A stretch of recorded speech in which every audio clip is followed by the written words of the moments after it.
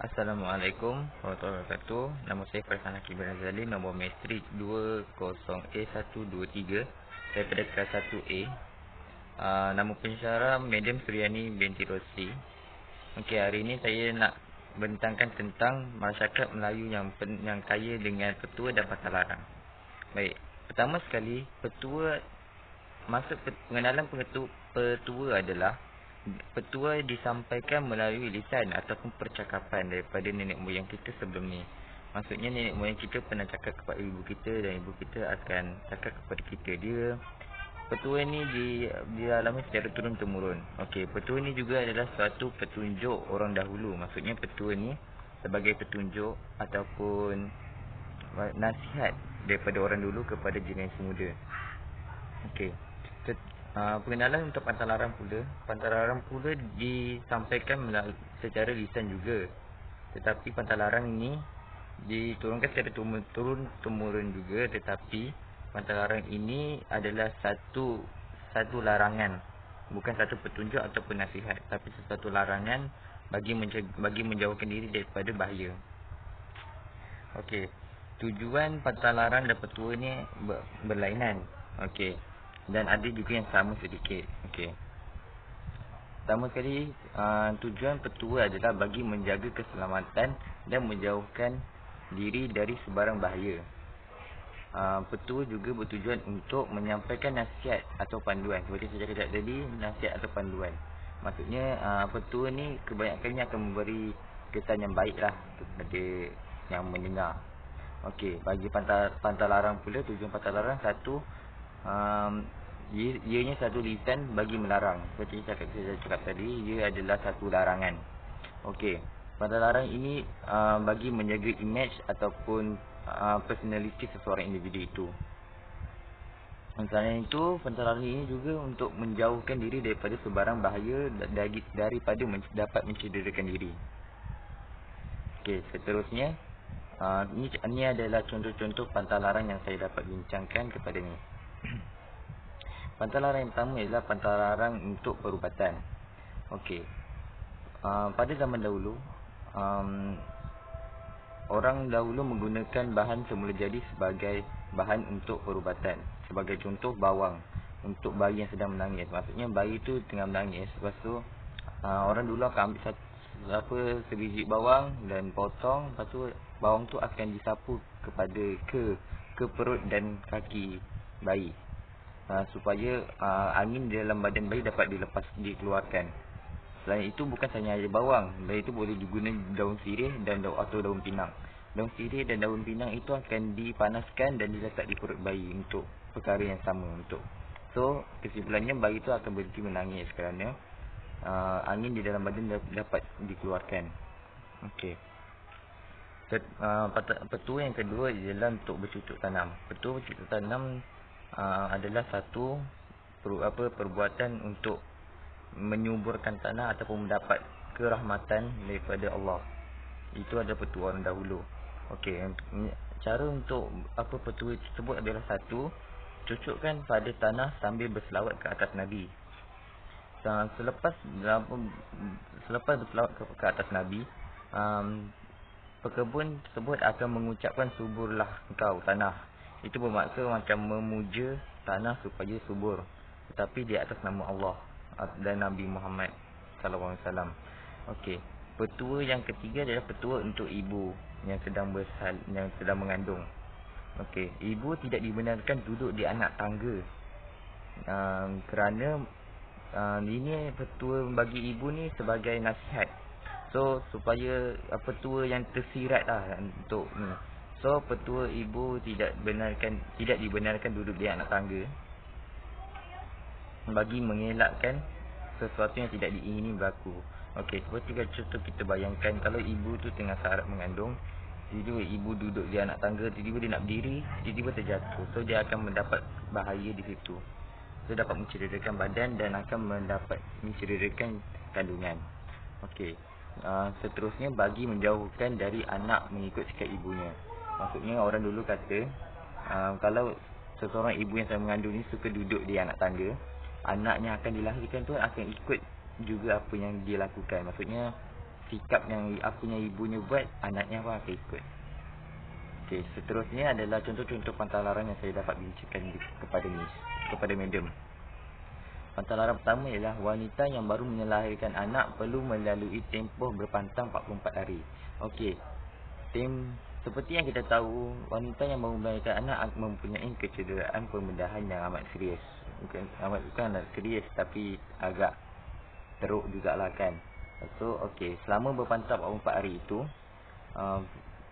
wanita tersebut perlu menjaga pantang makanan, kesihatan, tak boleh buat kerja-kerja berat, bagi mempercepatkan proses untuk pemulihan kecederaan pembedahan tersebut. 40 hari itu dia orang dahulu kata 44 hari itu adalah masa yang agak dan sudah sempurnalah untuk memulihkan luka yang dia alami. Selain itu, pantang larang ini bagi mengelakkan berlaku kepada wanita tersebut bentan. Bentan itu ada satu penyakit di mana macam wanita yang berlepas salin, dia akan baik, tapi jika dia terkena bentan, wanita itu akan terus sakit dan akan terus sakit dan terus melarat nanti. Okey. Lepas tu pantang larang yang kedua adalah jangan duduk di atas bantal, nanti akan berbisul di punggung. Okey. Pantang larang kedua ni adalah untuk menjaga imej seseorang. Untuk kebanyakan kanak-kanak suka duduk di atas bantal kerana keempukan bantal. Jika keempukan bantal tu bantal begitu empuk, kanak-kanak akan suka duduk di atasnya. Seperti kita tahu, bantal adalah tempat alas kepala kita. Okey. Lepas tu, tak eloklah kan duduk dekat tempat alas kepala. So, pantang larang orang dulu kata, janganlah duduk di atas bantal, nanti akan bisul di punggung. Itulah.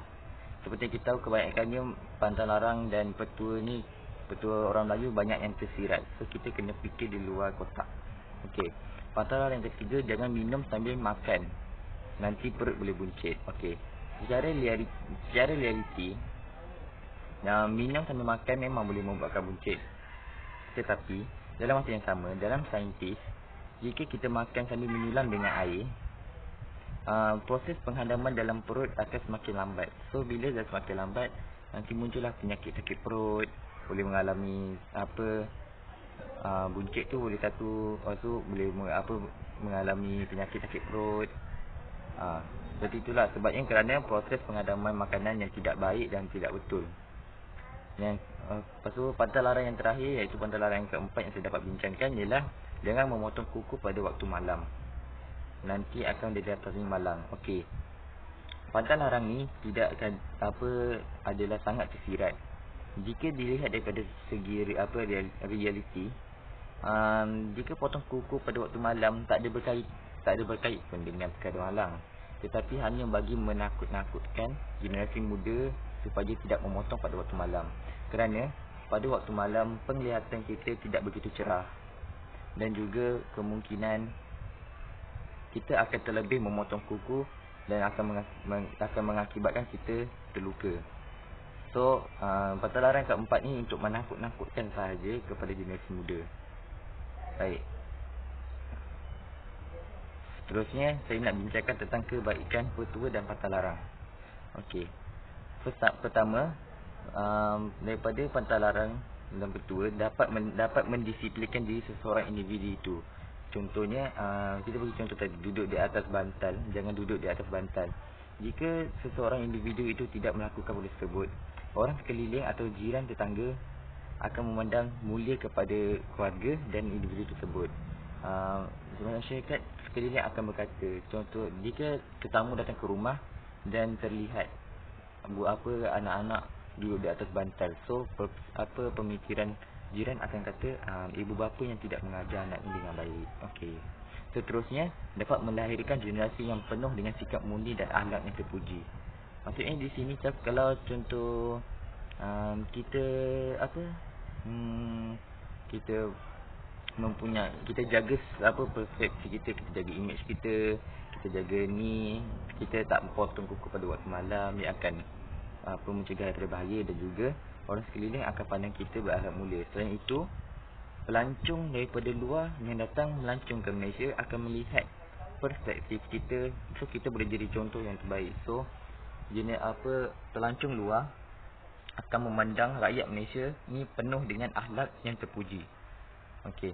Seterusnya, kebaikan petua dan mata lara ini adalah mampu mengelakkan kecederaan kepada diri. Macam terjadi bagi petua, ibu tidak dibenarkan duduk di tanah tangga supaya mengelakkan daripada jatuh dan mengakibatkan kecederaan. Yang kedua, bagi pantai larang pula seperti jangan memotong kuku pada waktu malam. Kecederaan jangan potong kuku pada waktu malam bagi mencegah terlebih potong kuku pada waktu malam. Itu akan mengakibatkan kecederaan pada jari dan diri. Yang keempat, kebaikan petua dan mata lara adalah menghasilkan diri seseorang individu itu menjadi sikap minda terbuka. Maksudnya individu itu akan berfikir panjang sebelum melakukan apa yang hendak dilakukan. Maksudnya dia akan memikirkan keburukan terlebih dahulu, baru memikirkan faedah apa yang didapat. Macam contoh, macam memotong kuku tadi. Dia memotong kuku pada waktu malam, dia fikir dulu. Kalau dia potong pada waktu malam, dia akan dapat peratusan untuk cedera pada waktu malam sangat tinggi, kerana mata yang kabur pada waktu malam tidak secerah mata yang di waktu siang. Okey. Penutup saya untuk hari ini ialah kebanyakan pantai larang dan petua ini datangnya daripada negeri Sarawak. Kerana pantai larang dan petua ini sebenarnya dikhususkan juga daripada, diambil juga, dipentingkan juga daripada agama Islam, agama yang suci. So, maka setiap pantai larang dan petua mesti merujuk kepada agama Islam juga. Seterusnya, seperti yang kita tahu, bahawa masyarakat di Sarawak mempunyai tradisional yang banyak dan pegangan agama yang kuat. Maka khususnya petua dan pantai larang masyarakat Melayu kebanyakannya daripada Sarawak. Sekian di situ saja, sampai di sini saja penyampaian saya kepada Madam Suryani. Sekian, terima kasih Miss kerana bagi assignment yang sungguh impresif untuk saya.